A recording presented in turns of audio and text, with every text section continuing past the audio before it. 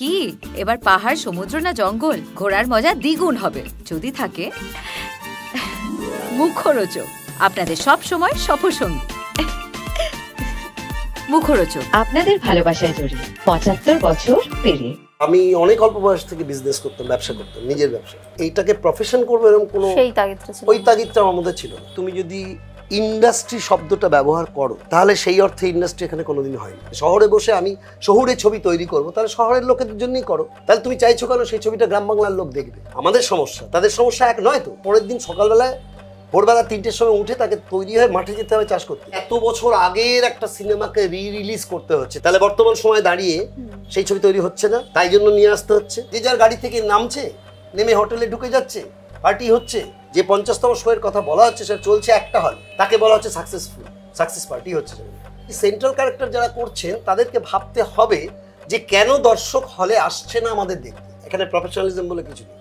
এখানে তুমি কার কাছের লোক তার উপর তো নির্ভর করবে তুমি কাজ পাবে কিভাবে। গ্রাম বাংলায় ছেলে মেয়ে নেই এমন নয়, খুঁজে বার করা যায়। তাদেরকে ট্রেন আপ করলে তারা অত্যন্ত ভালো কাজ করবে। কত টেকনিশিয়ানকে আমি নিজে জানি তারা অন্য কাজ করতে চলে গেছে। কেউ অটো চালাচ্ছে, কেউ বাজারে মাছ বিক্রি করছে, কোনো সিকিউরিটি নেই। তুমি একটা সময় ঘড়ির কাঁটাটাকে উল্টো দিকে ঘুরিয়ে ব্যাক করছো। কিন্তু শুরুটা থিয়েটারের মঞ্চ থেকে, একেবারে গ্রুপ থিয়েটার, এবং তারপর খানিকটা আর্থিক সুরক্ষা বা ব্যক্তিগত জীবনকে গুছিয়ে নেওয়ার জন্য 10 বছরের বিরতি, এবং আবার ফিরে আসা, এবং যখন ফিরে আসা সেটা সব মহিমায়, শুধু অ্যাক্টিং নয়, ওয়ার্কশপ করানো এবং নানানভাবে নিজেকে আরও তুলে ধরার মতো এক জার্নি। তিনি দেবরঞ্জন নাগ রয়েছেন এই মুহূর্তে আমাদের সঙ্গে। নমস্কার। নমস্কার। শুরুটা যেটা দিয়ে আমি বলছিলাম যে একেবারে গ্রুপ থিয়েটার দিয়ে শুরু, এবং যেই থিয়েটারের যারা সহকর্মী ছিল তারা প্রত্যেকে এখন পরিচিত নাম ইন্ডাস্ট্রিতে, এবং আপনার সাথে কাজ করার যে একটা দীর্ঘ অভিজ্ঞতা। এই যে গ্রুপ থিয়েটার থেকে শুরুটা, আমি একটু জিজ্ঞাসা করি প্রথম থেকে যে থিয়েটার করব, অভিনেতা হব, সেই যে শখ, প্যাশন, সেটা কিভাবে শুরু হয়? না, আমার ক্ষেত্রে ঠিক সেরকম ব্যাপারটা নয়। মানে আমি ঠিক ওই অভিনয় করব, প্রফেশন তো দূরের কথা, প্রফেশন তো নয়।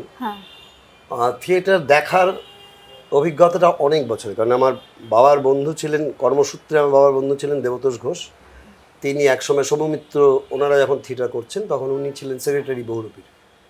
তো বাবারা যেহেতু সহকর্মী, উনি পাস দিতেন এবং বাবা মার সঙ্গে আমি, আমার দাদা, আমরা থিয়েটার দেখতে যেতাম। অনেক ছোটোবেলা থেকে থিয়েটার দেখাটা খুব, আমার মামার বাড়ির দিকেও ছিল, সেই কারণে থিয়েটার দেখাটা খুব ছিল আমাদের সময়। রেডিওতে নাটক শোনা, তখন তো আর টিভি ছিল না, কিছু ছিল না। তো আমার থিয়েটারের মানে রেডিওতে নাটক হতো, এবং সেই নাটক মানে স্টলওয়ার্ডরা সবাই করতেন। তো সেইখানে তখন একজন ইয়াং অ্যাক্টর তিনি করতেন, তিনি হচ্ছেন রমাপ্রসাদ বণিক, বেসিক্যালি পরে যিনি আমার গুরু। তো আমার অসম্ভব ভালো লাগতো। এবং তারপরে একটা সময় কলকাতা দূরদর্শনে মদন হাজির বলে একটি সিরিয়াল হয়েছিল, সেটায় মূল চরিত্রে অভিনয় করেছিলেন শ্রী রমাপ্রসাদ বণিক। তো তারপর একদিন মানে খুব কাকতালীয় একটা ঘটনা, যে আমার এক বন্ধু এ বাড়িতেই থাকে, তিনি এখন ইনকাম ট্যাক্স লয়ার আর কি, ইনফ্যাক্ট লয়ার, হিমাদ্রি মুখার্জি। ওর খুব ইচ্ছে যে থিয়েটারে যোগ দেয় এবং রমাপ্রসাদ বণিকের সঙ্গে থিয়েটার তার দলে গিয়ে করে। আমরা, এটা খুব একটা ইনসিডেন্টাল ব্যাপার যে সেই সময় রাজীব গান্ধী কলকাতায় এসেছিলেন এবং তার একটা বক্তৃতা ছিল পার্ক সার্কাস ময়দানে। তো আমরা সেটা শুনতে গিয়েছিলাম। তা আমরা বাসের ওপর চড়ে বসেছিলাম, এত ভিড়, দেখা যাচ্ছে না ওনাকে। তার ঠিক নিচে রমাদা এবং তার 3-4 জন বন্ধু দাঁড়িয়েছে। আমার হঠাৎ চোখ পড়ে, তো আমি আমার বন্ধুকে হিমাদ্রিকে বলি, ওই দেখ রমাপ্রসাদ বণিক। ও চেহারা চিনত না, বলি যা এটা রমাপ্রসাদ বণিক, তাই গেলে এটাই রমাপ্রসাদ বণিক, তুই যার সঙ্গে থিয়েটার করতে চাইছিস তা উনি হচ্ছেন রমাপ্রসাদ বণিক। তো যাই হোক, ও যায় চেনামুখ নাট্য গোষ্ঠীতে, তখন চেনামুখে কাজ হচ্ছে। আমি তার মধ্যে দিন 10 পরে আমার মানে একটা মনে হয় যে হঠাৎ করে করলে কেমন হয়। তো আমি আমার বাবাকে বলি, বাবার এক বন্ধুকে বলেন, উনি মানে রমাদা তাদের কাছে ছোট আর কি, প্রায় ছেলের মতো। উনি আমায় বলেন যে তুমি কষ্ট দুঃখ এগুলো সহ্য করতে পারবে? তা আমি তখন ওই বয়সে, আর আমি বললাম হ্যাঁ পারবো, করে পারবো। বলে তোমার 3টে দলের অপশান দিচ্ছি, বহুরূপী, নান্দিকার আর চেনামুখ। চেনামুখে যে ডিরেক্টর, পরিচালক, তিনি একদম নবীন, রমাপ্রসাদ বণিক, খুবই ট্যালেন্টেড। তো আমি নামটা শুনি, বলে আমি ওনার কাছেই যাবো। মানে চিঠি লিখে দেন, তখন আমাদের রিহার্সাল হতো এই ম্যান্ডেভিলা গার্ডেন্সে, সাউথ পয়েন্টে, ছোটোদের যে স্কুলটা, ওখানে যাই দেখা করি। সেই থেকে যোগ দেওয়া, এবং একটা অদ্ভুত ব্যাপার আমার মধ্যে ঘটে যায়, সেটা হচ্ছে একটা ট্রান্সফরমেশন বলা যায়। কারণ আমি যে অঞ্চলে থাকতাম সেটা মৌলালি, সেখানে খেলাধুলা এইসব দিকেই আমার খুব বেশি ন্যাক ছিল। ছোটোবেলায় পাড়ায় ফাংশনে হয়তো থিয়েটার করেছি, সবাই ভালোও বলেছে, কিন্তু আমি আলাদা করে কিছু অনুভব করিনি তখন। থিয়েটার মানে রিহার্সাল রুমে গিয়ে যখন বসতে আরম্ভ করলাম, এবং সেটা একটা মন্ত্রমুগ্ধের মতো, একটা হিপনোটিজমের মতো হয়ে গেছিলো আমার। মানে 2 ঘন্টা 2.5 ঘন্টার যে রিহার্সালটা টানা চলতো, সেটা দেখতে দেখতে কখন যে আমার নিজের মধ্যে একটা মেটামরফোসিস হয়েছিল সেটা আমি বুঝতে পারি। তো এইভাবে থিয়েটারের সঙ্গে যুক্ত হলাম। আমার মনে আছে একাডেমি অফ ফাইন আর্টসে একদিন আমি আর চন্দন সেন, ও আর আমি সেট, তখন আমাদের নিজেদের হাতে করতে হতো সব, সেট লোড করা, সেট বিল্ড আপ করা, সেট ডিসম্যান্টেল করা, আবার সেটাকে রিলোড করা, আবার সেটা গোডাউনে নিয়ে গিয়ে রাখা, সব কাজ আমাদের নিজেদের করতে হতো। এমনকি বাদল দাস, যিনি স্বনামধন্য আলোক শিল্পী, বাদল দাস সঙ্গে আমরা ডিমান্ডও ঠেলেছি একাডেমিতে বিভিন্ন হলে। তা আমরা সবটাই জানতাম আর কি, সব কাজটা আমাদের শিখতে হয়েছিল, মেকআপ সব কিছু। তো এরকম একটা দিন আমার মনে পড়ে যে একাডেমিতে শো আগশুদ্ধি বলে একটি নাটক, যেদিনকে শো সেদিনকে সন্ধ্যেবেলা, মানে যিনি করতেন আমাদের দাদা, তিনি কোনো একটা কারণে অসুস্থ হয়েছিল। তো রমাদা বলে পাঠিয়েছে আমাকে করতে হবে। সেই দিনই সন্ধ্যেবেলার show, packed up house, Anusha Majumdar অভিনয় করছেন, অরিজিৎ গুহ করছেন, রমাদা নিজে করছেন, সুদীপ্ত চট্টোপাধ্যায় আমার বন্ধু তিনি করছেন, এরকম সবাই। ওই প্রথম আমার স্টেজ অ্যাপিয়ারেন্স, এবং অ্যাক্সিডেন্টালি যেদিন শো সেদিনকেই করতে হয়েছে, এবং বাই গডস গ্রেস আমি সেটা করতে পেরেছিলাম। মানে আমাকে পরের দিন দলে স্ট্যান্ডিং ওভেশন দেওয়া হয়েছিল এটা করার জন্য। ভাষাটা ছিল পুরুলিয়ার, এবং চরিত্রের বয়সটা ছিল 65 বছর, তখন আমার বয়সটা হচ্ছে 24। এতটা ডিফারেন্স? হ্যাঁ, এতটা ডিফারেন্স, এবং সেটা করেছিলাম, সেটা সাকসেসফুল হয়েছিল। তারপর থেকে ওই জার্নিটা শুরু হতে হতে তো অনেক কিছুর মধ্যে দিয়ে চলেছে। আচ্ছা, এই যখন চেনামুখ দল এবং তারপর থিয়েটার প্যাশন আসে রমাপ্রসাদ বণিকের, এবং আমি সেই সময়টার কথা যারা অভিনয় করছে তারা এখনও, মানে আপনি শান্তিলালদার কথা বলছেন, খরাজদা রয়েছেন, চন্দনদা রয়েছেন, তারা কন্টিনিউ করে গেল অভিনয়টা, এখনও চলছে। হ্যাঁ, লাবণী রয়েছে। তাহলে আপনার 10 বছরের বিরতিটা কেন?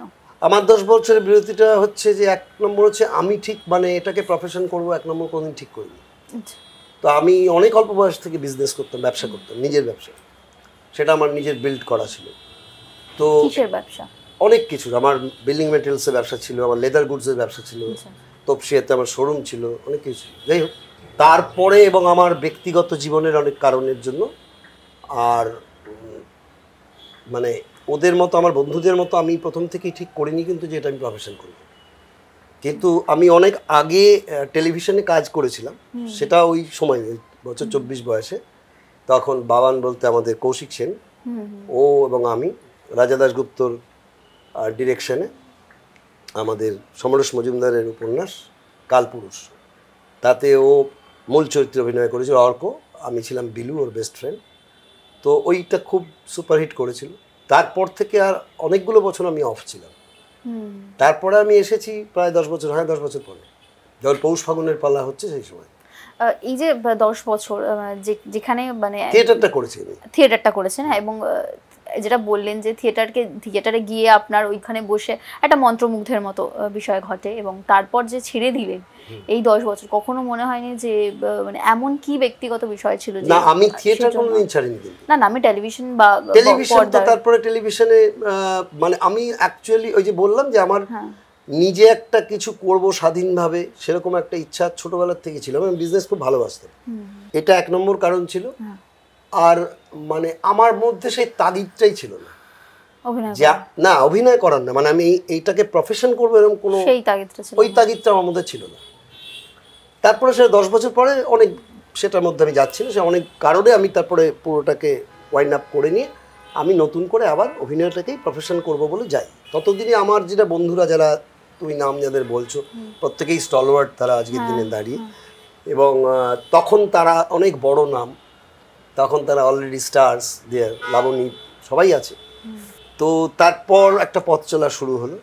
কিন্তু একটা বিষয় আমার ক্ষেত্রে হয়েছিল, যেটা যে আমাকে সেই অর্থে কাজ পাওয়ার জন্য যে বিরাট স্ট্রাগল করতে হয়েছে, আমার বন্ধুরা অনেক এগিয়ে গেছে তখন সেই সময়টা, কিন্তু সেইটা মোটামুটি প্যারালালি আসতে আমার খুব একটা সময় লাগেনি, কারণ মানে প্রসেসটা তো একই ছিল। আর তখনকার যেভাবে হতো কাজটা, DD1 ছিল তখন, তখন তো প্রাইভেট চ্যানেল ছিল না, DD1 ছিল। তো DD1-এ তখন প্রডিউসারকেই তোমার অ্যাডভার্টাইজমেন্ট জোগাড় করতে হতো, সব কিছু করতে হতো, এবং তখন সিলেকশনগুলো খুব অন্যভাবে হতো, কেন ম্যাক্সিমাম থিয়েটার থেকে আসা ছেলে মেয়েরা, এবং সিলেকশনটা খুব ফেয়ার ওয়েতে হতো। হ্যাঁ, এই যে মাঝের সময় বিরতির পর আবার যখন ফিরলেন, বা আপনি যেটা বললেন যে আমি প্রফেশন করব ঠিক করলাম, মানে তখন কেন মনে হলো যে ব্যবসা ছেড়ে এবং সেটাকে কেন মনে হলো মানে এইটুকু বলতে পারি, মানে আমার মধ্যে না একটা দ্বিসত্তা কাজ করতো, মানে সবসময় একটা বিজনেসটাও করব, আবার অভিনয় বা থিয়েটার বলো বা সিরিয়াল ফিল্ম, এগুলো তার প্রতি একটা অ্যাট্রাকশন তো ছিলই। তো একটা সময় গিয়ে দেখলাম যে দুটো একসঙ্গে হবে না, দুটো একসঙ্গে হবে না, এবং আমার মধ্যেই দ্বিসত্তাটা কাজ করতো, এবং আজও করে, স্টিল নাও। মানে আমি অ্যাট দিস এজ এখনও বলতে পারি I love to do business. যারা করে ইয়াং ছেলেরা যখন আমার কাছে আসে ওয়ার্কশপ করতে, আমি সবসময় ওদেরকে বলি যে পাশে একটা কিছু কর, কারণ এখন তো আরও খুব অস্থির একটা সময়, যখন প্রায় কিছুই ঠিক নেই। তো এইটাকে প্রফেশন করে এগোনোটা ইটস ভেরি হার্ড। সেটা সেই বয়সে আপনি হয়তো বুঝতে পেরেছিলেন। হ্যাঁ, আমি বুঝতে পেরেছিলাম বলে আমি চেয়েছিলাম অন্য একটা এস্টাবলিশমেন্ট, কিন্তু পরে আর ওই বলে না একটা নেশার টান, এবং আমার বন্ধুরা সবাই তাই, তারা আমার বাড়িতে খুবই আসা যাওয়া, সকলের আজও আছে। তো ওইটার থেকেই একটা সময় ঠিক করলাম যে না, আর দুটো জায়গায় পা দিয়ে চলা যায় না, so I have to quit, একটা জায়গাকে ছাড়তে হবে। তো সেখানে বিজনেসটা আমি ছাড়লাম, ছেড়ে একটা অবশ্যই বলতেই পারো তুমি যে অনিশ্চয়তার মধ্যে যাওয়া। তো আমার সেই অর্থে সত্যিই বলছি I am lucky very much, কেন আমার বন্ধুরা ছিলেন তারা সবাই, আর পরিচিতিটা বাই নেম পরিচিতিটা ছিল বিভিন্ন হাউসের ক্ষেত্রে, এক্ষেত্রে রমাদা ছিলেন, সবাই ছিলেন কাজে। আর আমার জীবনের খুব বড় একজন মানুষ, তিনি আজ আর নেই এখানে, বাবলু হালদার, তিনি সেই সময়কার প্রোডাকশন কন্ট্রোলার ছিলেন। আজকে কেন অনেক বছর ধরেই যারা আমাদের এজ গ্রুপের যারা স্টার্স, তারা বাবলুদার হাত ধরে হয়েছে, বাবলু হালদারের হাত ধরে। তিনি খুব বড় মাপের একজন প্রোডাকশন কন্ট্রোলার ছিলেন। অতনু রায় ছিলেন একজন প্রডিউসার, তিনি, এরা সব ছিলেন আর কি, যারা মানে খুব গুণের ভিত্তিতে সিলেকশন করতেন। এবং তখন প্রাইভেট চ্যানেল আসেনি, এবং যে কারণে চ্যানেলের এতটা দখলদারি ছিল, মানে চ্যানেল ঠিক করে দিচ্ছে সব কিছু, চ্যানেল গল্প ঠিক করে দিচ্ছে, অভিনয় না জানলেও হবে, চ্যানেল শুধু চেহারা দেখে তারপরে যে আজকে যেটা চলছে, মানে সেটা আমি জানি না, অনেক প্রোডাকশন হিট করছে, আবার এখনকার যদি তুমি পরিসংখ্যান নাও তাহলে দেখবে যে এটা ক্রমাগত কমতে কমতে এখন একটা মেগা সিরিয়াল 2 থেকে 3 মাস হয়তো চ্যানেল সময় দিচ্ছে, যদি সেটা হিট না করে সঙ্গে সঙ্গে স্ক্র্যাচ করে দিচ্ছে। এটা কিন্তু আমাদের সময় ছিল না। আপনারা যেই সময় ধারাবাহিক করেছেন তার মেগা সিরিয়াল সেই ফরম্যাটটাই ছিল না তখন, না মেগা সিরিয়ালের প্রথম দিকে সেই ফরম্যাটটা ছিল। হ্যাঁ, তারপর যেই বিবর্তনটা দেখছেন, বিবর্তনটা এলো তখন, হ্যাঁ যখন এলো তখন প্রথম এসেছিল ইটিভি। হ্যাঁ, তখন জি বাংলা আলফা নাম নিয়ে এসেছিল। তো ইটিভি যখন এলো তখন সেটা কিন্তু খুব ভালো, মানে ইটস রিয়েলি বিউটিফুল। তখন হায়দ্রাবাদের শুটিং হতো আমাদের ফিল্ম সিটিতে। তখন যে সমস্ত প্রোগ্রাম, যে বললাম তোমাকে যে তখন সবটাই বাংলা সাহিত্য নির্ভর, বা দেবাংশু তখন ডিরেক্ট করছে, তিনি নিজে একজন অত গুণী মানুষ, তাদের লেখা, আমাদের আরেক বন্ধু আছে সেও মানে নাট্যকার, নির্দেশক, লেখক, এরা অনেকেই খুব গুণী মানুষদের একটা জায়গায় তৈরি হয়েছিল। তখন না খুব মানে আমাদের মেকআপ রুমের চর্চাটাই হতো এইটা নিয়ে আর কি, মানে কাজটা নিয়ে, সব কিছু নিয়ে, যেটা পরিবেশটা সত্যিই বলছি, মানে আমি ইয়াং জেনারেশনকে খুবই ভালোবাসি, কেন ওয়ার্কশপের জন্য তারা আমার কাছে আসে, এবং I love them very much, কারণ তাদের সব রকম পোটেনশিয়াল আছে। কিন্তু কোথাও আজকের সময়টা তো আরও জটিল হয়েছে, রোজগার করতে হবে, সব কিছু করতে হবে, চাকরি পাওয়া যাচ্ছে না, এরকম একটা অবস্থায় অনেকেই চলে আসছে এই কাজটা করতে। কিন্তু এইটা তারা হয়তো, আমি তাদেরকে বলি সবসময় যে একটা কথা চিন্তা করিস যে তুই আজকে 1 বছর কি 2 বছর কি 3 বছর এরকমভাবে ভাবিস না, তুই কিন্তু প্রায় 30-40 বছর আমরা যেরকম করছি তাতে যদি ভাবতে হয় তাহলে নিজেকে অনেক ওয়েল ইকুইপড করতে হবে। আজকে তুই একটা সিরিয়ালে হয়তো হিট করে গেলি, চ্যানেল তোকে আবার একটা নিল, কিন্তু সেটা হয়তো হিট করলো না, তখনই কিন্তু তুই ডিসকার্ডেড হয়ে যাবি। যদি তোর মধ্যে সেই অভিনয় ক্ষমতাটা না থাকে তাহলে পরে তুই কিন্তু টিকতে পারবি না। এটা আমি আমার জায়গা থেকে তাদেরকে বলি। কতটা ওরা শোনে আমি জানি না, কিন্তু গ্ল্যামার ওয়ার্ল্ড স্বাভাবিক কথা, সবাই চায় নিজের পরিচিতি, সেটা দোষের কিছু নয়, কিন্তু এটা খুব কঠিন, এইটুকু বলতে পারি। মানে অনেকটা সময় পেরিয়ে সেই কথাটা বলছি, খুব কঠিন। আপনার জার্নিটা যখন শুরু করলেন এবং টেলিভিশন, বড় পর্দা, থিয়েটার তো রয়েছেই সঙ্গে সঙ্গে চলছে, সেইখানে তখন ইন্ডাস্ট্রি কীরকম ছিল আর আজ ইন্ডাস্ট্রি? দেখো, ইন্ডাস্ট্রিতে বাংলাতে তুমি যদি আমায় জিজ্ঞেস করো তাহলে আমি খুব স্পষ্টভাবে তোমার একটা কথা বলি যে বাংলাতে আমাদের আগের জেনারেশনেও যারা ছিলেন, কোনো দিনই এটা কিন্তু তুমি যদি ইন্ডাস্ট্রি শব্দটা ব্যবহার করো তাহলে সেই অর্থে ইন্ডাস্ট্রি এখানে কোনো দিন হয়নি। কেন? কোনো দিনে এটা একটা আনঅর্গানাইজড সেক্টর বলতে পারো। কারণ ইন্ডাস্ট্রি তুমি যখনই বলবে তখনই সেখানে কতকগুলো কথা এসে পড়বে। একটা স্মল স্কেল ইন্ডাস্ট্রি, একটা হেভি স্কেল ইন্ডাস্ট্রি, এরকম সব ইন্ডাস্ট্রি ভাগ আছে। তাহলে স্মল স্কেল ইন্ডাস্ট্রিও তুমি যদি ধরো তাহলে মিনিমাম, আমার ধারণা, এখন তো আমি বিজনেস করি না কাজে, তো সেই সময় যখন করতাম জানতাম, অন্তত ইয়ারলি তোমার যদি 300 to 400 crores টার্নওভার না হয় দেন তুমি সেটাকে ইন্ডাস্ট্রি বলতে পারো না।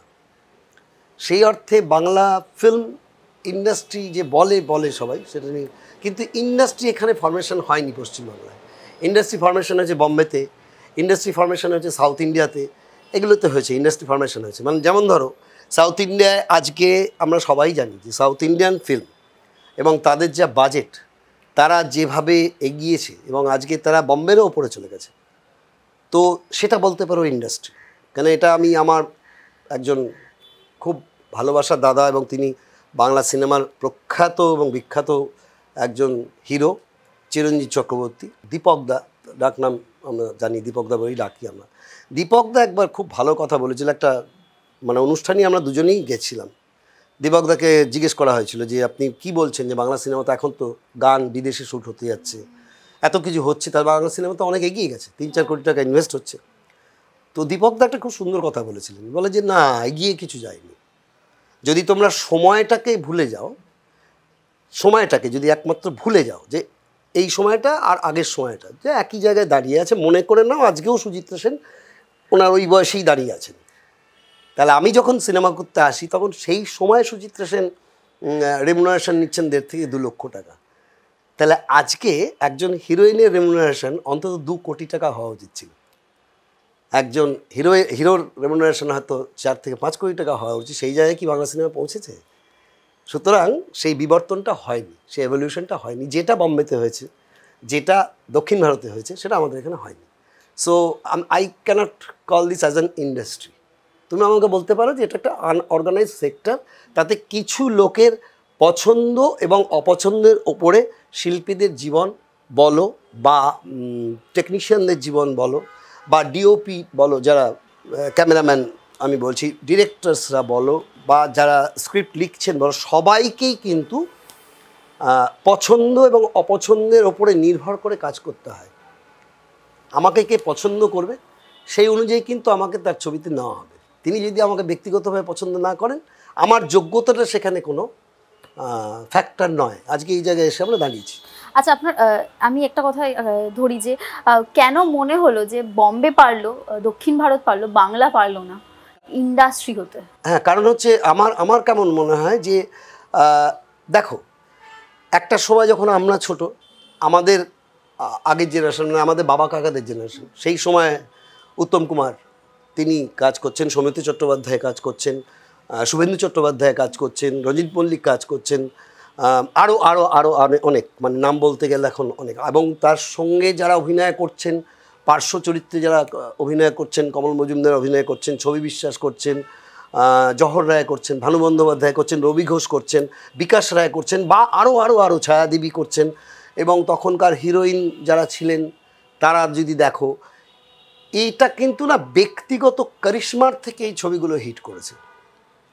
কি তখনও কিন্তু তারা মনে করেননি, আমার এখন খুব বেশি করে মনে হয়, কারণ আমিও এখন একটা বয়সে এসে পৌঁছেছি, কিছু কথা বলবার হয়তো বয়স আমার হয়েছে, তখনও কিন্তু তারা ঠিক ইন্ডাস্ট্রি গড়ে তুলতে হবে, সেটা একটা ইন্ডাস্ট্রিয়াল শেপে নিয়ে আসতে হবে, তার একটা ক্লজেস থাকবে, নিয়মকানুন থাকবে, সব কিছু থাকবে, এইটা তারাও করবার প্রয়োজনীয়তা বোধ করেনি। কারণ তাদের নিজস্ব এত বড় তারা শিল্পী ছিলেন এবং এত বড় বড় পরিচালক ছিলেন আমাদের এখানে, দর্শকও সেরকম ছিল। দর্শক তখন তো টেলিভিশন আসেনি, কাজে মধ্যবিত্ত সমাজ বাংলা সিনেমা দেখতেই যেত, থিয়েটার দেখতেই যেত। কাজে থিয়েটারেও আমরা দেখেছি যে আমরা নেহেরু চিলড্রেন্স মিউজিয়ামের ওখানে অবধি লাইন হয়ে গেছে, যে বহুরূপী শো কি, নান্দিকারের শো কি, অরুণ মুখোপাধ্যায় বা চেতনার শো কি, আরও বিভাসদার শো কি, সেটা চলে গেল যখন টেলিভিশনটা এলো। তখন মধ্যবিত্ত সমাজটা ঢুকে পড়লো টেলিভিশনে। উত্তম কুমার চলে গিয়েছে। সেই সময় আমার মনে আছে, আমি তখন ছোট ছিলাম, একটা ভয়েড তৈরি হয়েছিল 4 বছরে, তোমাদের জানা নেই। সেই সময় ইন্ডাস্ট্রিতে যারা সিনিয়র, আমার থেকেও সিনিয়র, তারা জানেন যে এত বড় বড় ঘাস হয়ে গিয়েছিল। 4 বছর কোনো কাজ হয়নি। 4 বছর পরে আবার এলেন স্বপনদা, এলেন অঞ্জন চৌধুরী এলেন, আরও সবাই এলেন। এবং স্বপনদা তো one of the biggest person, আমি বলবো যে তিনি ইন্ডাস্ট্রিকে বাঁচিয়েছেন। তখন বুম্বাদা এলেন, হ্যাঁ, চিরঞ্জিত দা মানে দীপক দা এলেন, তাপস দা এলেন, হ্যাঁ, আরও হিরোইনরাও সব এলেন, ঋতুপর্ণা, আমাদের দেবশ্রী, সবাই এলো। হ্যাঁ, তো সেটা একটা আলাদা অধ্যায়। তখন আবার সিনেমাটা এলো, কিন্তু ততক্ষণে মধ্যবিত্ত কিন্তু টেলিভিশনের মধ্যে ঢুকে গিয়েছে। তারা কিন্তু আর হলে গিয়ে সিনেমা দেখছে না, কারণ টেলিভিশনে তখন ওই যে বললাম, তখন আমরা যে করছি তখন খুব শিক্ষিত মানুষদের একটা জায়গা, এবং সেখানে বেছে বেছে বাংলা উপন্যাস থেকে বিভিন্ন বড় বড় প্রতিষ্ঠিত লেখক লেখিকাদের উপন্যাস থেকে সিরিয়াল বানানো হচ্ছিল। সেটা মেগা সিরিয়ালই। জন্মভূমি একটা মেগা সিরিয়াল, যেটা 1000 এপিসোড প্রথম হলো, সে এরকম।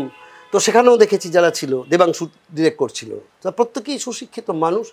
আবার আরেক দিকে বাংলা কমার্শিয়াল সিনেমা তখন স্বপনদা, অঞ্জনদা এদের হাত ধরে, বুম্বাদা, দীপকদা এদেরকে সঙ্গে নিয়ে এগিয়ে চলেছে সেটা। কিন্তু সেই দর্শকটা না, কোথাও আমার মনে হয় যে বাংলায় মধ্যবিত্ত সমাজ কিন্তু সেই ছবিগুলো ততটা দেখেননি যতটা গ্রামের মানুষ দেখেছে। মানে শহর কলকাতার মানুষেরা ওই সিনেমা দেখেছেন, নিশ্চয়ই দেখেছেন, কিন্তু বাংলা, গ্রাম বাংলার মানুষের মতো হই হই করে নয়, 1 নম্বর। 2 নম্বর হলো যে গ্রাম বাংলার মানুষই কিন্তু আসল দর্শক। যারা তুমি সিনেমাই বলো, যাত্রা বলো, গ্রামের যে ফাংশন হয়, পুজোর পর থেকে শুরু হয়, আমাদের অনেক শিল্পী তার উপর নির্ভর করে বেঁচে থাকেন, যাত্রা শিল্পীরা, এবং যথেষ্ট বড় অ্যামাউন্টের টাকা তারা রোজগার করেন। এগুলো সব হয় কিন্তু গ্রামের মানুষদের জন্য। তাহলে গ্রামের মানুষ যে সিনেমা দেখতে চান, সেই রকম সিনেমা তৈরি করতে হবে আজকের দিন দাঁড়িয়ে। কেন এখন যে সময়টা আমরা এসে দাঁড়িয়েছি, আমি দেখতে পাই, যেহেতু আমি নিজেই কাজটা করি, যে শহর আর গ্রাম দুটো না একদম আলাদা হয়ে গেছে। অনেক সিনেমা হল উঠে গেছে, সেখানে মল হয়ে গেছে। সে কারণে সেই সিনেমা দেখতে হলে, আমি নিজে কিছুদিন আগে পুরুলিয়া শুটিংয়ে গিয়েছিলাম, আমি জিজ্ঞেস করলাম আঞ্চলিক লোক, আপনারা কোথায় সিনেমা দেখেন? বলছে আমরা তো এখানে সিনেমা কোথায় দেখবো, বলুন 40 কিলোমিটার দূরে আমাদের সিনেমা হল। তা 40 কিলোমিটার পেরিয়ে একটা ফ্যামিলি, তুমি কি আশা করো সিনেমা দেখতে যাবে? এবং বিষয়বস্তুটা খুবই শহুরে, সেখানে গ্রামের জন্য, গ্রামের বিষয়বস্তু, শহর এবং গ্রাম দুটো মিলিয়ে যে বিষয়বস্তু, আগেকার দিনে আমরা পরপর ছবি দেখেছি। আমাদের সময় প্রথম দিকে রাজ বা এরা যারা করেছিল সেগুলো, সেই ছবিগুলো তো গ্রামের লোকও দেখেছে, শহরের লোকও দেখেছে। কিন্তু আজকে কোথাও একটা ডিভিশন হয়ে গেছে। সেই ডিভিশনটা একদমই শহর এবং গ্রাম আলাদা হয়ে গেছে। গ্রামের মানুষ আলাদা, তাদের মতো থাকেন, আমরা আমাদের মতো থাকি।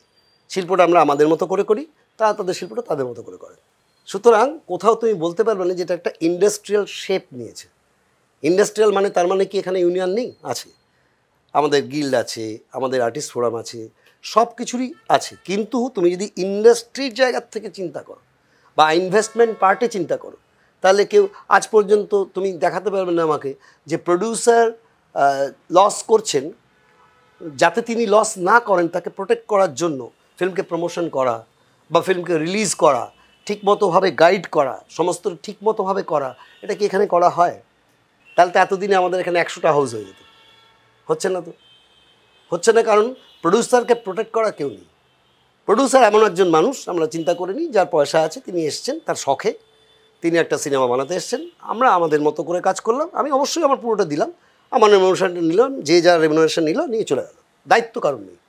তিনি যখন এবার জিজ্ঞেস করছেন যে এত টাকা খরচা হয়ে গেল, আমার ছবিটা আমি তাহলে কী করে রিলিজ করবো, তখন তাই বলা হয়েছে এটা আমার দায়িত্ব নয়। আপনি কীভাবে রিলিজ করবেন, ছবি কীভাবে ব্যবসা করবে, আপনি এসছেন ব্যবসা করতে, নিজে করুন, দেখে নিন। This must not be the attitude. আজকে আমির খান কিন্তু টোটাল ন্যাশনাল চ্যানেলের সামনে বসে অত বড় একটা বিগ বাজেটের ছবি 500 crores, তিনি বারবার বলছেন I am the only one person, I am responsible for the failure of this film, nobody else. কতটা বড়! তাহলে তাদের প্রথম লক্ষ্য হচ্ছে প্রডিউসারকে বাঁচানো।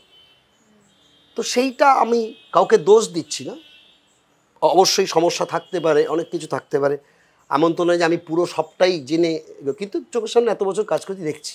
সুতরাং আমি এটাকে তোমাকে এইটুকু বলতে পারি, আমার কাছে এটা কোনো ইন্ডাস্ট্রি নয়, এটা একটা আনঅর্গানাইজড সেক্টর। বরঞ্চ তুমি টেলিভিশন ইন্ডাস্ট্রিকে বলতে পারো ইন্ডাস্ট্রি। বাংলায় টেলিভিশন ইন্ডাস্ট্রিকে তুমি ইন্ডাস্ট্রি বলতে পারো। সেখানে একটা স্টেবিলিটি আছে, সেখানে একটা প্রোডাকশন হাউস আছে, তারা পরপর কাজ করে যায়। সেখানে একটা প্রোগ্রাম হলে পরে তার 1 বছর, 1.5 বছর, 2 বছর, 3 বছর, 3.5 বছর, 4 বছর টানা চলতে থাকে, সকলে সেখান থেকে বেনিফিটেড হয়। কিন্তু সিনেমার ক্ষেত্রে তোমাকে আমি বলতে পারি এটা কোনো, আর ওটিটি প্ল্যাটফর্ম যে এসছে সেটাও কতটা ঠিক মতো বাংলায় কাজে লেগেছে আমি জানি না। হিন্দি বা সাউথ ইন্ডিয়ান ওটিটি প্ল্যাটফর্ম যেভাবে ফ্লারিশ করে গেছে, আমাদের এখানে তো কিছু দেখতে পাচ্ছি না। হইচই আছে, 2-1টা আছে, সেখানেও খুব সিলেক্টেড, মানে তাদের মতো করেই তারা নেবে। ইউনিভার্সালি যে কোনো একটা, তুমি যে বলছো যে ইন্ডাস্ট্রি হলে কী হয়, তুমি বম্বেতে যাও, দেখতে পাবে কাস্টিং কাউচ আছে, কোম্পানিজ আছে, তারা তোমার ছবি নেবে, নিয়ে তোমাকে প্রমোট করার দায়িত্ব তাদের। অডিশন তোমাকে ফোন করে বলে দেবে যে সকাল 10টায় তোমার অমুক জায়গায় অডিশন, 11টায় তোমার এখানে, তুমি যাচ্ছ। প্রথম তুমি যখন পাবে কাজ, তোমার রেমুনারেশন থেকে ওদের শর্ত অনুযায়ী ওরা যে পার্সেন্টেজ সেটা কেটে নেবে। আপনি যখন ব্যবসা ছেড়ে ইন্ডাস্ট্রিতে আবার আসলেন এবং সিনেমা, ধারাবাহিক সব, সেখান থেকে আর্থিক সংকট তো একটা জায়গা হয়ে দাঁড়ায়। আর্থিক সংকট তো কিছু হয়নি, কারণ তখন তো প্রায় রেগুলার শুটিং করতাম, মানে একটা কেন 2-3টে শুটিং করতাম একসঙ্গে একদিনে। আর্থিক সংকট তো হওয়ার কথা না, আর তখন এটা ছিল না। ওই যে বললাম যে যতক্ষণ না চ্যানেল ইন্টারফারেন্স বেড়েছে ততক্ষণ কিন্তু যোগ্যতা যার আছে তার কাজের স্কেয়ারসিটি ছিল না। কাজের স্কেয়ারসিটি শুরু হলো যখন চ্যানেল পুরোপুরিভাবে নিজের দখলে পুরোটা নিল। তাদের দোষ বলছি না, তারা প্রডিউসার, তারা নিতেই পারেন। কিন্তু ধরো আমি একজন অভিনেতা, তো আমি একজন অ্যাক্টর, তো অ্যাক্টর হতে গেলে তার তো একটা প্রিপারেশন আছে, তার একটা প্রস্তুতি লাগে। এখন সেটার আর দরকার হয় না, চেহারাটা মিলে গেলেই হলো। কিন্তু দর্শক তো তেমন নয়, দর্শক তো মন দিয়ে দেখতে বসেন, তারা তো একটা গল্প দেখতে চান, অভিনয় দেখতে চান, সেগুলো তারা পান না। ফলে কী হচ্ছে, সরে যাচ্ছে। যত সরে যাচ্ছে, আজকে সিনেমার দিকে তুমি তাকিয়ে দেখো যে বাংলা সিনেমা ভালো হচ্ছে না কি হচ্ছে, নিশ্চয়ই হচ্ছে, কিন্তু দর্শক অদ্ভুতভাবে কমে গেছে। আজকে আমরা চোখের সামনে দেখতে পাই যে আমাদের মধ্যে আলোচনা হয় যে পুজোর সময় কোনো বিগ বাজেট হিন্দি ছবি রিলিজ হচ্ছে না, তো তাহলে পরে রিলিজ করব না। এবং অদ্ভুতভাবে হল মালিকেরা হল দেন না, আমি তাদের দোষ দিচ্ছি না, তারা যে ব্যবসা পাবে তাকেই দেবে। তো বিগ বাজেটের যদি কোনো হিন্দি ফিল্ম আসে তাহলে আমাদের বাংলা সিনেমাগুলোকে নামিয়ে দেওয়া হয়। বাংলা ছবির সংখ্যাও কমে গেছে, অনেক কমে গেছে, অনেক কমে গেছে। বাংলা ছবির সংখ্যা কমে গেছে, বাংলা সিনেমা হলের সংখ্যা কমে গেছে, এক্সেসিভলি কমে গেছে, এবং বাংলা সিরিয়ালের সংখ্যাও কমে গেছে। এটা খুব ভয়ের কথা। আপনি নিজে যদি ধারাবাহিক করে সেটা 2021-এ, হ্যাঁ সেটা অনেক বছর বাদে, হ্যাঁ 2021-এ করেছিলাম নিমলি, তারপরে আর তো কোনো ধারাবাহিক আমি করিনি। এটা কি স্বইচ্ছায় করবেন না? না, এরকম কোনো ব্যাপার না। স্বইচ্ছায় যে বললাম যে চ্যানেল ইন্টারফারেন্স এমন একটা ব্যাপার, তারা ধরো তোমার বয়স বলো, এই বলো, সব কিছু তাদের না একটা ফ্রেমওয়ার্ক করা আছে। এই মানে এই ক্যারেক্টার এইরকম চেহারা হতে হবে, এই এজ গ্রুপ হতে হবে, এই অমুক হতে হবে, তোমার কি গুণ আছে, that doesn't matter to them. এটা তাদের কাছে কোনো ম্যাটারই করে না। তাদের কাছে ওই ওদের যে বক্স করা আছে সেটার সঙ্গে মিলে গেলে ব্যাস হয়ে গেল সেক্ষেত্রে। এবং আমাদের যা রেমুনারেশন, ধরো আমাদের এজ গ্রুপে যারা আছে সেই রেমুনারেশন তোরা দেবে না। তা আমিও তো এতদিন যুদ্ধ করে যে জায়গায় এসেছি সেখান থেকে আমিও নেমে যাব না। তো কাজেই ওটা সবসময় হয়ে ওঠে না, যখন হয়ে ওঠে করি। তার মানে আমি করবো না এরকম কোনো ব্যাপার নেই। যে কোনো মিডিয়ামই, আমরা তো সব মিডিয়ামে কাজ করেই আজকে এই জায়গায় এসেছি। সিরিয়াল একটা মাস মিডিয়াম, সেটাই কাজ না করার কোনো কারণ নেই। কিন্তু তাদের ওই যে বললাম না, একটা ক্যারেক্টার হিসেবে বাজেট ধরে রাখে তারা। তো ক্যারেক্টার হিসেবে তো বাজেট হয় না, কে করছে তার হিসেবে বাজেট হয়, কোন আর্টিস্ট করছে তার হিসেবে বাজেট হয়। তুমি যদি রেস্ট অফ ইন্ডিয়া ঘোরো, তুমি দেখবে আর্টিস্ট হিসাবে বাজেটটা হয়। মানে আজকে যদি অমিতাভ বচ্চনের চরিত্র করে তার একটা বাজেট হবে, আর যদি একজন মানে অনামী অখ্যাত একটা হয় তার একটা বাজেট হবে। এখানে ওটা নয়, এখানে হচ্ছে ক্যারেক্টার হিসেবে বাজেট হয়। মানে ক্যারেক্টারটা কতদিন থাকছে সিরিয়ালে, 10 দিন থাকছে, তাহলে তার একটা বাজেট হলো। কে করছে দ্যাট ডাজন্ট ম্যাটার। তাহলে এবার একজন সত্যিকার আর্টিস্ট, যিনি এত বছর কাজ করছে, তিনি হঠাৎ করে এরকম অ্যাবনর্মাল রেমুনারেশন, মানে তার যদি বিরাট অভাব হয় তখন ডেফিনেটলি আমাকেও করতে হবে। আগামী দিনে যদি আমার সেরকম অবস্থা হয় আমি করতে যাবো, কিন্তু এখন পর্যন্ত বাই গডস গ্রেস বললাম হয়নি, তার জন্য যাইনি। ইদানিং আমি যদি বাংলা সিনেমার ক্ষেত্রে দেখি বেশ কয়েকটা ছবি হিট। আমি যদি বলি দেবের, আপনি দেবের সাথে কাজ করেছেন, খাদান, বহুরূপী, এই যে হিটের সংখ্যাটা এবং ব্লকবাস্টার যে ছবি, যত কোটি টাকার একটা বাজেট, সেক্ষেত্রে তো ইন্ডাস্ট্রি উন্নতির দিকে। তাহলে খুব ভালো একটা কথা বললে, এই ছবি হিট হওয়া খুব দরকার। দেব যে ধরনের ছবি করে, জিৎ যে ধরনের ছবি করে, বা তাদের থেকেও যারা ছোট যারা আছে, মানে আমাদের কমার্শিয়াল ছবির হিরোদের কথা, হিরো হিরোইনদের কথা বলছি, কমার্শিয়াল সিনেমা না বাঁচলে কিন্তু অন্য ধরনের ছবি করাও বন্ধ হয়ে যাবে, এটা প্রথম কথা। দ্বিতীয় হচ্ছে নিশ্চয়ই হিট করেছে, তোমার কথা আমি একদম 100% মেনে নিলাম, কিন্তু একটা দেবের ছবি, একটা শিবুর, বহুরূপী, এটা দিয়ে কোনোদিন ইন্ডাস্ট্রি বাঁচবে না। অন্তত এরকম 20 থেকে 25টা সিনেমা হতে হবে, অন্তত এরকম মানে মিনিমাম 30 থেকে 35টা প্রোডাকশন হাউস তৈরি হতে হবে, যারা কোনো রকম বাধা ছাড়া কাজ করতে পারবেন, তাদের টাকাকে লগ্নি করতে পারবেন। তখন যখন আমরা দেখব যে আমাদের ইয়ারলি টার্নওভার 400 কোটি 500 কোটি টাকা হয়েছে, then you can call it a small scale film industry. ছবির ধরন বদলেছে, আমরা অনেক ধরনের, অনেক জনারের ছবি দেখছি। সেক্ষেত্রে আপনি যেটা বললেন যে কমার্শিয়াল সিনেমাকে বাঁচাতে হবে, এবং এই কমার্শিয়াল সিনেমার ক্ষেত্রে যদি দেখি শেষ দুটো কমার্শিয়াল ছবিই হিট। তো এই যে কমার্শিয়াল সিনেমাকে বাঁচানো এবং সেই দর্শকটাকে আবার ফিরিয়ে আনা, আমরা জানি যে শ্বশুরবাড়ি জিন্দাবাদ রিলিজ হচ্ছে, সেই সময়কার মাইলস্টোন ছবি হরনাথ চক্রবর্তীর এবং বুম্বাদা ঋতুদির জুটি। তো এই যে জুটি তৈরি হওয়াটা এবং কমার্শিয়াল ছবিকে বাঁচানো, মানে তার জন্য কি কি করা উচিত? না, তোমাকে একটা মজার কথা বলি, দেখো, এই যে তুমি বললে শ্বশুরবাড়ি জিন্দাবাদ, মানে হরদা করা ছবি, বুম্বাদার জুটি, বুম্বাদা আজও বুম্বাদা, সেটা আমি বলছি না, কিন্তু এই যে এত বছর আগের একটা সিনেমাকে রিলিজ করতে হচ্ছে, তার মানে নিশ্চয়ই তুমি বর্তমান সময়টাকে বাদ দিয়ে যাবে না। তাহলে বর্তমান সময় দাঁড়িয়ে সেই ছবি তৈরি হচ্ছে না, তাই জন্য নিয়ে আসতে হচ্ছে, তাই জন্যই কিন্তু শর্মিলা ঠাকুরকে নিয়ে আসতে হচ্ছে, তাই জন্যই মৌসুমী চ্যাটার্জিকে নিয়ে আসতে হচ্ছে, তাই জন্যই এদেরকে নিয়ে আসতে হচ্ছে, কারণ বর্তমানে যারা দাঁড়িয়ে আছে তারা সেই কম্পিটিটিভ জায়গায় দাঁড়িয়েই নেই। তাই জন্য তোমাকে ব্যাক করতে হচ্ছে, তুমি একটা সময় ঘড়ির কাঁটাটাকে উল্টো দিকে ঘুরিয়ে ব্যাক করছো, কিন্তু এটা মনে রাখো, আজকে তোমার ঘড়ির কাঁটাটা কিন্তু ক্লকওয়াইজ ঘুরছে না, অ্যান্টি ক্লকওয়াইজ ঘুরছে। মৌসুমী চ্যাটার্জি এসেছেন, তার বিরাট, তিনি আজকের নয়, ছোটোবেলার থেকে তাকে দেখেছি, তাকে বড় হয়েছি তাদের দেখে, কিন্তু তাদেরকে নিয়ে আসতে হচ্ছে, তারপরে দর্শক যাচ্ছে হলে। তাহলে যারা এখনকার হিরো হিরোইন তাদের দেখতে যাচ্ছে না কেন, এই কোয়েশ্চেনটা তাদের মনে আসা উচিত, এই কোয়েশ্চেনটা প্রডিউসারদের মনে আসা উচিত, এই কোয়েশ্চেনটা ডিরেক্টরদের মনে আসা উচিত, যে নিউ ট্যালেন্ট হান্ট করবো আমরা বার করে আনবো ছেলে মেয়েদের। গ্রাম বাংলায় ছেলে মেয়ে নেই এমন নয়, খুঁজে বার করা যায়, তাদেরকে ট্রেন আপ করলে তারা অত্যন্ত ভালো কাজ করবে, হচ্ছে না তো। যে বললাম যে গ্রাম বাংলা শহর, এই দুটোকে তুমি যদি মেলাতে না পারো, যেমন তোমাকে একটা ছবির কথা বলছি, অনেক বয়সে ছবিটা করেছিলেন তরুণ মজুমদার, আলো, ম্যাক্সিমাম টেলিভিশন আর্টিস্ট, শুধু কুনাল আর ঋতুপর্ণা ছিল ফিল্মের হিরো হিরোইন, সব টেলিভিশনের আর্টিস্ট। কি করে হিট করলো ওই বাজারে, যখন কেউ দেখছে না ছবি, কি করে হিট করালেন উনি? তাহলে উনি পাবলিক নার্ভটা বোঝেন, যে দর্শক কি চায়, এটা পরিচালকদের বুঝতে হবে, দর্শক কি চায়। শহরে বসে আমি শহুরে ছবি তৈরি করব, তাহলে শহরের লোকেদের জন্যই করো, তাহলে তুমি চাইছো কেন সেই ছবিটা গ্রাম বাংলার লোক দেখবে? দেখবে না তো, তাদের সমস্যা এক নয়, আমাদের সমস্যা, তাদের সমস্যা এক নয় তো।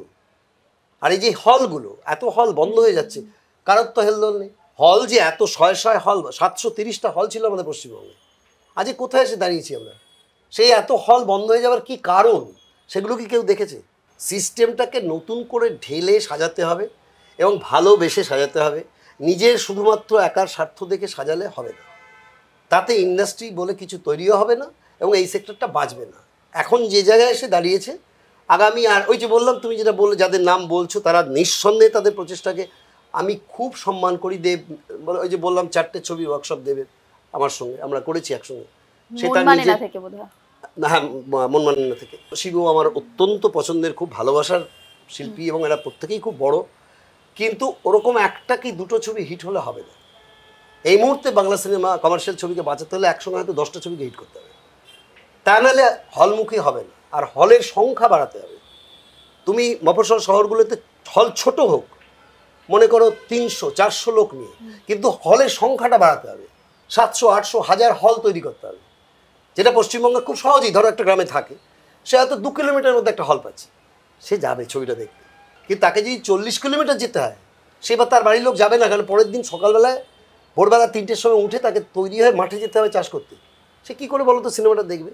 আপনি যেটা বললেন যে পুরনোদের ফিরিয়ে আনা হচ্ছে এবং আবার সেই ঘড়ির কাঁটাটা উল্টো দিকে ঘোরার মতো একটা সিচুয়েশন হয়েছে। হ্যাঁ, কাদের তার মানে এটা দাঁড়াচ্ছে যে তাদের প্রাসঙ্গিকতা আজও যায়নি, যাবেও না। তাহলে এখনকার যারা তারা যদি এটাকে মানে এটা যদি তারা এইভাবে ধরে যে it is our competition, our challenge with them, যে আমরা আমাদের ডিমান্ডটা আমরাও তৈরি করব। আপনি যে প্রশ্নটা করলেন যে তাদের দেখতে যাচ্ছে না কেন, সেটা নিজেদের মনে হওয়া উচিত। আমি যদি আপনাকে জিজ্ঞেস করি কেন আপনি নিজে ওয়ার্কশপ করান, নতুন আমি তোমাকে নিশ্চয়ই সেই জায়গাটা কোথায়? আমি তো একটা কথা বলি। প্রথম কথা হচ্ছে আমি হিরো নই, I am not the central character. আমি হচ্ছি একজন পার্শ্ব চরিত্র অভিনেতা, আমি একজন ক্যারেক্টার আর্টিস্ট। কাজেই ছবি হিট করবে কি করবে না এটা আমার অভিনয়ের উপর সম্পূর্ণ নির্ভর করে না। কার উপর নির্ভর করে? যারা ছবির মুখ্য চরিত্রে অভিনয় করছে, সেন্ট্রাল ক্যারেক্টার। তাহলে সেই সেন্ট্রাল ক্যারেক্টার যারা করছেন তাদেরকে ভাবতে হবে যে কেন দর্শক হলে আসছে না আমাদের দেখতে, কি কম আছে। যেটা কম আছে তাহলে সেটাকে ভরাট করতে হবে। গল্পে যদি কোনো খামতি থাকে গল্পকে ঠিক করতে হবে। ডিরেক্টরের জায়গা থেকে যদি কোনো খামতি থাকে, আমরা সাউথ ইন্ডিয়ান ফিল্মে আমি তো অনেকগুলো ছবির ওয়ার্কশপ নিজে করিয়েছি, সরাসরি সাউথ ইন্ডিয়ান ফিল্ম থেকে টুকে দিয়ে করা হচ্ছে। তুমি কি মনে করো অ্যাজ এ বেঙ্গলি আমাদের কালচার সংস্কৃতি আর সাউথ ইন্ডিয়ার কালচার একই না? তাহলে সাউথ ইন্ডিয়ার ছবি ওখানে হিট করেছে ওদের কালচার অনুযায়ী, সেটাকে বঙ্গীয়করণ করে নিয়ে যদি করা হতো অন্য কথা। একদম ডাইরেক্ট টুকে দেওয়া হচ্ছে, কি করে চলবে? দর্শক কেন যাবে? বাঙালি দর্শকের তো টেস্ট নয় ওটা। বাঙালি দর্শকের কি টেস্ট? দর্শক কি দেখতে, দর্শক তো সব থেকে বড়, তার টেস্টটা বুঝে তবে না তুমি সাবজেক্ট চয়েস করবে। তো দর্শকের টেস্ট খুঁজতে আমরা কোথায় যাই? যে যার গাড়ি থেকে নামছে, নেমে হোটেলে ঢুকে যাচ্ছে, পার্টি হচ্ছে, ওখানেই মিডিয়া চলে আসছে, তোমার মতো করে তোমাদের মতো করে আজকে বাড়িতে এসে কেউ খুঁজে বের করে আমার ইন্টারভিউ নিয়েছে, এসব আজকাল হয় না, দেখিনি। ওখানেই হয়ে যাচ্ছে, ওখানেই সাকসেস পার্টি হয়ে যাচ্ছে। 50তম শো হয়তো চলছে একটা হলে, যে 50তম শোয়ের কথা বলা হচ্ছে সেটা চলছে একটা হলে, তাকে বলা হচ্ছে সাকসেস পার্টি হচ্ছে সেখানে। তো এতটা দূরে দর্শকের থেকে, সমাজের থেকে, মানুষের থেকে আজকে এত প্রবলেম, সেগুলোর থেকে কোনো গল্প বেরোয় না বলছো? কোনো গল্প বেরোয়? তাহলে কলকাতা 71 কী করে হয়েছিল? খারিজ কি করে হয়েছিল? সে তো অন্য ধরনের সিনেমা, মানুষ তো দেখেছে, একইভাবে দেখেছে। উত্তম কুমারের ছবি যেমন দেখেছে তেমন খারিজও দেখেছে, তেমন ভুবন সোমও দেখেছে, হ্যাঁ, তেমন সত্যজিৎ রায়ের ছবিও দেখেছি আমরা, আজও দেখি। মৃণাল সেনের ছবি দেখেছি, ঋত্বিক ঘটকের ছবি, তুমি অযান্ত্রিক, মেঘে ডাকা তারা কে দেখেনি? মানে আমাদের জেনারেশনের কথা বলছি, দেখেছি, আজও ইয়ং জেনারেশন দেখছে। আমি এর মধ্যে একদিন একাডেমি অফ ফাইন্যান্সে গিয়েছিলাম, অরুণ মুখোপাধ্যায়, শ্রদ্ধেয় আমাদের অরুণ মুখোপাধ্যায়, তিনি অনেক বছর বাদে তিনি আবার তারই করা জগন্নাথ নাটকে তিনি অভিনয় করবেন, এটা অ্যানাউন্স করা হয়েছে যে সেই শোটা উনি করবেন। তুমি ভাবতে পারবে না, আমি গিয়ে দেখছি তোমাদের মতো ইয়াং ছেলে মেয়েরা একটা টিকিটের জন্য ঘুরে বেড়াচ্ছে। তাহলে করিশ্মাটা ভাবো। তা সেই করিশ্মা যদি না থাকে, আমরা দর্শককে দায়ী করতে পারি না। দর্শক সব সময় আমাদের ভালোবাসেন, সব সময় আদর করেন, সব সময় দেখতে চান। এত দুঃখের মধ্যেও তো তারা গেছেন বলেই তো এই যে ছবিগুলোর নাম বলছে সেগুলো হিট করেছে। দর্শক তো চান দেখতে। যদি আমরা সেই স্ট্যান্ডার্ড অনুযায়ী তাকে না দিতে পারি, তিনি কেন যাবেন বলো না? আজকের এই দিনে দাঁড়িয়ে এই বিরাট যুদ্ধ করে একটা সিনেমাতে মলে গেলে তো ছেড়ে দিলাম, এমনি সিঙ্গেল স্ক্রিন হল আর কটা বেঁচে আছে, যাই হোক, যে সেখানেও গেলে 4 জনের ফ্যামিলি মোটামুটি তুমি ধরে নাও 1200 থেকে 1300 টাকা খরচা। তো কেন যাবে বলো? সিনেমাটা দেখে যখন বেরোচ্ছে কিছুই পেল না। এই ব্যাপারটাই কনসাস হতে হবে সবাইকে। আমি কারোর কাজকে ছোট করছি না, বলছি না যে তারা প্রচেষ্টা করছেন না, আমি একা জানি সর্বজ্ঞ, এই কথাটা আমি একেবারেই বলছি না। কিন্তু এই পয়েন্ট যেগুলো তোমাকে বললাম, এইগুলোর প্রতি সকলের দৃষ্টি পড়তে হবে। যদি না দেয়, ব্যক্তিগত নামের জায়গা থেকে তারা মুভ করতে থাকে, তাহলে খুব তাড়াতাড়ি সমস্তটাই বন্ধ হয়ে যাবে। এটা আমার ব্যক্তিগত opinion, as per my experience in life. এখন যখন আপনি নিজে ছবি করেন বা ছবির অফার আসে, সেক্ষেত্রে মানে কি মাথায় চলে যে ছবিটা চলবে, তার ব্যবসা এবং নাকি নিজের চরিত্র, কোনটা? মেনলি নিজের চরিত্র, কারণ ব্যবসাটা তো আর আমার উপর নির্ভর করবে না, আর ডিরেকশনটা আমি দিচ্ছি না। কাজে আমি আমার চরিত্রটায় 100% দিতে পারছি কি না, কতটা কাছাকাছি চরিত্র যেতে পারছি, সেটা আমি খুব অনেস্টলি এখনও করি। সেই চরিত্রগুলো কি সবসময় পছন্দের হয়? না, সবসময় পছন্দের হয় না, কিন্তু আমি তো একজন প্রফেশনাল একজন অ্যাক্টর। সে সবসময় সারা পৃথিবী জুড়েই সবসময় সে গোটা ক্যারিয়ারে তার পছন্দসই চরিত্র পেয়েছে, এটা তো হতে পারে না। একটা তো মানিটারি জায়গা আছে, সব কিছু জায়গা আছে, পছন্দসই চরিত্র নাই হতে পারে। কি আছে, আমার ক্যারেক্টারটাকে আমি ঠিক করবো, বিশ্বাসযোগ্য হয়ে করবো, দ্যাটস অল। আর তো আমার কিছু কন্টেন্ট, আবার যদি সেই প্রমোশনে যখন ডাকা হয়, আমার হ্যাবিট আছে আজও আমি প্রত্যেকটি প্রমোশনে আমি যাই, যেখানে আমাকে চান ডিরেক্টর প্রডিউসার যে প্রমোশনে দাদা তোমায় যেতে হবে, চলো যাবো, যাই। আমি দেখেছি এখানে প্রমোশনে যায় না লোকজন, ছবির প্রমোট করার দায়িত্ব আছে অ্যাক্টরদের, এখানে তো যায় না, অধিকাংশ এরা যায় না, প্রমোট করতে যায় না। তা তুমি ছবিটা করেছো, তুমি প্রমোট করতে আসবে না? এদিকে আমরা দেখছি বিদ্যা বালান, তিনি যে ইয়েতে করেছেন, সে প্রেগনেন্সি ওটাকে মানে নিয়ে তিনি প্রমোশনে এসেছেন, একদম যে চরিত্র তিনি অভিনয় করছেন ঠিক সেই মেকআপটা নিয়ে তিনি এসেছেন। তা কতটা প্রফেশনালিজম কাজ করে তাদের মধ্যে, এগুলো ভাবতে হবে, নতুন করে ভাবতে হবে। অনেকেই আজকে এই ইন্টারভিউ দেখে বা শুনে আমাকে অনেক গালমন্দ করবেন আমি জানি, কিন্তু আমাকে এখন আর এই বয়সে কিছু যায় আসে না, কিচ্ছু যায় আসে না। যেগুলো বললাম, তোমরা মিডিয়ায় আছো, এর মধ্যে একটাও মিথ্যে কথা নেই, এইটুকু বলতে পারি যে এই সবটা নিয়ে যদি সবাই মিলে ভাবেন, তাহলে আগামী বছর এক একটা বছর আমরা আরও এগিয়ে যেতে পারবো। আর তা না হলে আমরা যেভাবে পিছনের দিকে যাচ্ছি না, বন্ধ হয়ে যাবে। এখন অভিনেতারা নিজেদের প্রোডাকশন হাউস খুলেছেন, অনেকেই নিজে প্রডিউস করেন এবং নিজেরাই অভিনয় করেন সেখানে, এবং অনেককে সুযোগও দিচ্ছে, সুযোগ দিচ্ছে না বলা সেটা ভুল হবে। অনেক নতুন অনেককে সুযোগ দিচ্ছে না, এটা আমি মানতে পারলাম না তোমার কথাটা। মানে তাদের ওই যে বললাম সম্পর্ক, তাদের কাছে অনেক হিরোইন, তাদের কাছে সম্পর্কে যারা তারা বন্ধু বলে মনে করেন তাদেরকে দিচ্ছেন, এটা ইন জেনারেল দেওয়া হচ্ছে না। ইন্টারভিউ নিয়ে এ করে অডিশন নিয়ে ওরমভাবে দেওয়া হচ্ছে না, একদম ভুল কথা। সেটাও কাছের লোক, হ্যাঁ হতে হবে, সম্পর্ক না হলে এখানে হয় না কাজ, এখানে হয় না। এখানে প্রফেশনালিজম বলে কিছু নেই। এখানে তুমি কার কাছের লোক তার উপর তো নির্ভর করবে তুমি কাজ পাবে কীভাবে। আর তুমি যেটা জিজ্ঞেস করলে যে প্রোডাকশন হাউস খুলেছে, সেটা তারা মনে করেছেন তারা মানে ফিল্ম নিয়ে ব্যবসা করতে পারবেন, সঙ্গে অভিনয়টাও করবেন, তারা করেছেন তারা হাউস। কিন্তু প্রফেশনাল প্রডিউসার যদি তুমি বলো, কলকাতায় Shri Venkatesh films professional producer, তারাও কিন্তু তুমি দেখো আজকে আস্তে আস্তে করে বম্বের দিকে চলে যাচ্ছে। তো এটা আমাদের কাছে ম্যাসিভ লস, আমরা কাউকে ধরে রাখতে পারছি না এখানে। তাহলে কি আমাদের কোনো ফল্ট নেই? আমি কোনো গুরু ঠাকুর নেই যে আমি ফল্ট বলে বলে সবাইকে দোষ দিচ্ছি, কখনো না। তারা প্রত্যেকে ট্যালেন্টেড, ইচ্ছা করলেই তারা ভালো কিছু করতে পারেন, তৈরি করতে পারেন নতুন করে অনেক কিছু। হচ্ছে না কোনো কারণে, I don't know the cause, কিন্তু হচ্ছে না, এটা ঘটনা, হচ্ছে না। আর এবার যিনি হাউস তৈরি করেছেন তার মতো করেছেন, তিনি করছেন ছবি, কিছু মানে ওই রকম বললাম একটা দুটো ছবি দিয়ে ইন্ডাস্ট্রি বোঝায় না। আপনি দেবকে 4টে ছবিতে গ্রুম করেছেন। আমি যদি দুই পৃথিবীর কথা বলি, সেখানে 2 সুপারস্টার একসাথে কাজ করেছে এখন বর্তমানে। তো সেই সময় দেব অভিনেতা হিসেবে এখন সুপারস্টার, বাংলার 1 নম্বর সুপারস্টার হয়ে ওঠে, এবং দেবজিৎ পাশাপাশি তারা একসাথে আপনার সাথে কাজ করেছে। তো এই পরিবর্তনটা একটু বলুন যে এখন কিভাবে দেখছেন? না না, দেখো একটা কথা, যে আজকের যে দেবকে বা জিৎ তো আরও আগের সিনিয়র দেবের থেকে, এদের দুজনকে আমি সত্যি খুব শ্রদ্ধা করি, এবং এরা মানে নিজেদের হাউস করেছে, মানে হাউস করে যে আজে বাজে ছবি করছে তা তো নয়, খুব চেষ্টা করছে সাংঘাতিকভাবে ভালো ছবি তৈরি করার, দর্শককে হলমুখী করার। বাস নিয়ে নিয়ে বিভিন্ন জায়গায় দেব দৌড়েছে আগের ছবিটা, এবং সারা পশ্চিমবঙ্গের মানুষ সেটা দেখেছে, সেই ছবিটা জিতও করেছে, জিতও করছে।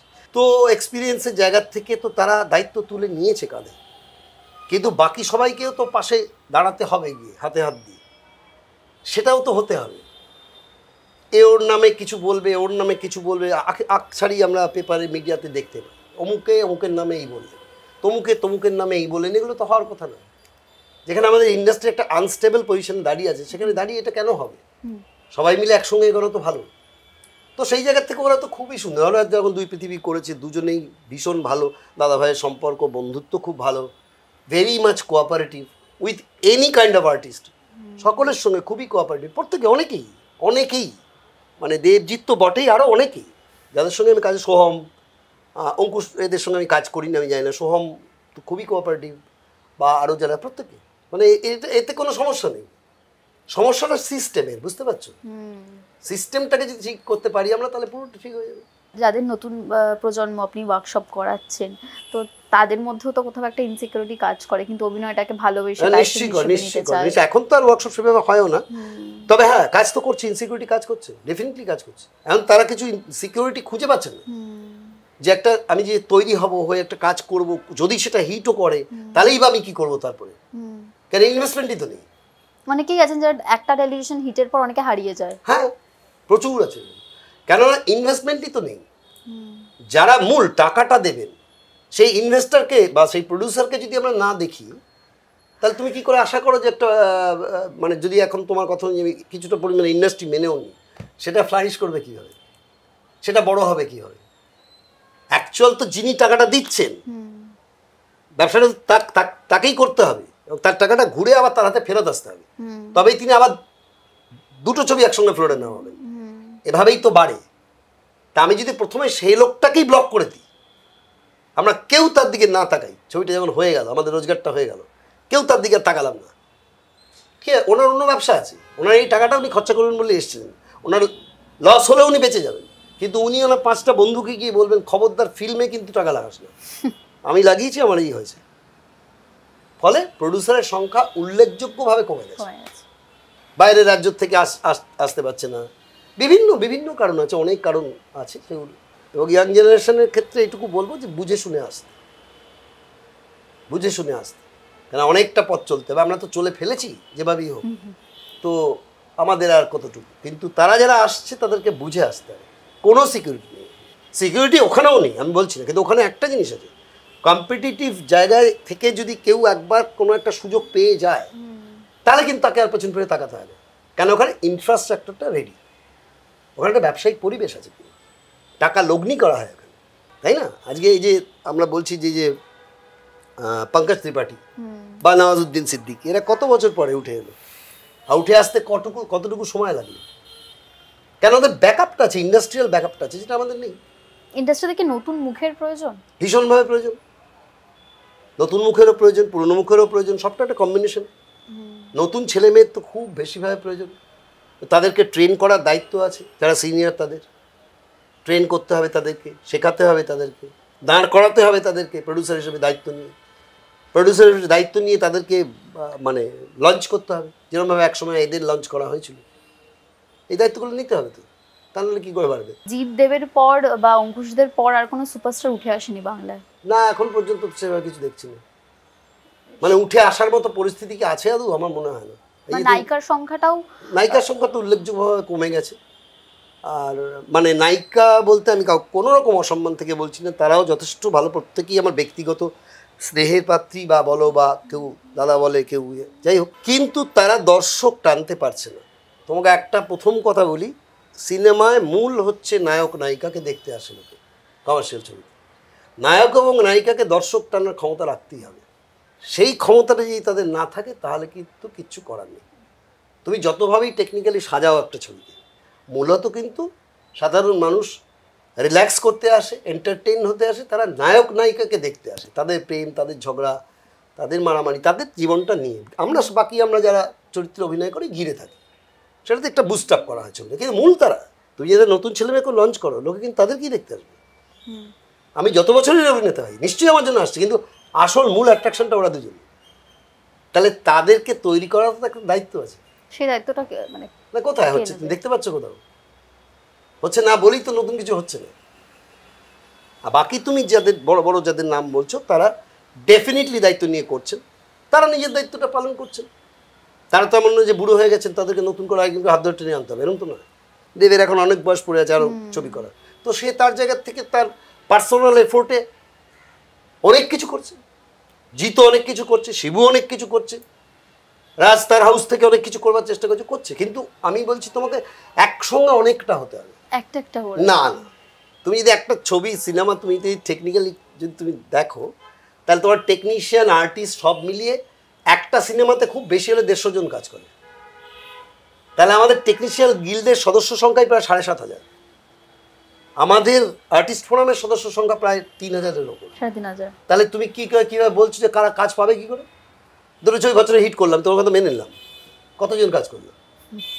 300 লোক, বাকি তো বেকার। এবং সে বেকারিত্বটা সারা বছর ধরে বেকার।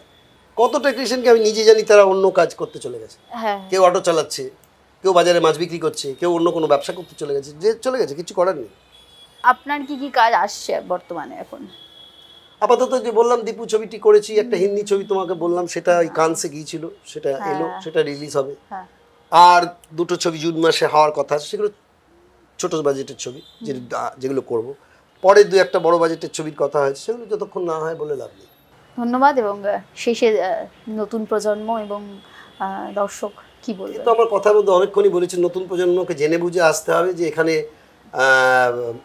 মানে কপাল ঠুকে আসা আর কি, টিকে গেল তো ভালো, আর না টিকলে যাতে করে ভেসে যেতে না হয়, তাহলে সাপোর্টিং কোনো সিস্টেম নিয়ে তাদের আসা উচিত। পাশাপাশি সাপোর্টিং সিস্টেম, সেটা পারিবারিক সূত্রে হোক, নিজের থেকে হোক, কোনো একটা ব্যবসা, কোনো একটা কিছু করে তার পাশাপাশি এই কাজটা করা, কারণ এখানে যে কোনো মুহূর্তে পা পিছলে যেতে পারে। আর স্কেয়ারসিটি অফ জব এখন এই মুহূর্তে প্রচুর, আসলেই সুযোগ পেয়ে যাবে, এবং ভাবার কোনো কারণ নেই। এটা বুঝে আসা, নিজের জীবন নিয়ে কতটা সে গ্যাম্বলিং করতে পারে তার উপর, তা না হলে তো এটা তার নিজের উপর নির্ভর করে।